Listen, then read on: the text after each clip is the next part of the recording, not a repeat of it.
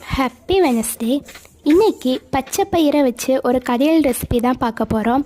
அதுக்கு குக்கரில் பச்சைப்பயிரை எடுத்து நல்லா கழுவி தனியாக எடுத்து வச்சுக்கலாம். அதோட கடையலுக்கு தேவையான வெங்காயம், பச்சை மிளகா, தக்காளி, பூண்டெல்லாம் கட் பண்ணி தனியாக எடுத்து வச்சுக்கிட்டேன்.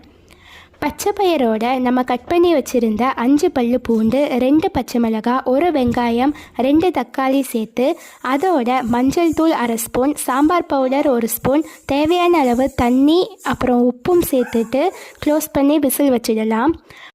ப்ரெஷர் போனதும் தேவையான அளவு தண்ணி ஊற்றி நல்லா கொதிக்க வச்சுட்டு அதோட தாளித்து கொட்டினா அவ்வளோதாங்க. ஈஸியாக குயிக்காக செய்கிற மாதிரியான பச்சைப்பயிறு கடையல் ரெடி. இதை சூடான சாதத்தில் போட்டு நெய் விட்டு சாப்பிட்டு பாருங்கள், அல்டிமேட்டாக இருக்கும். தேங்க்ஸ் ஃபார் வாட்சிங். பாய்.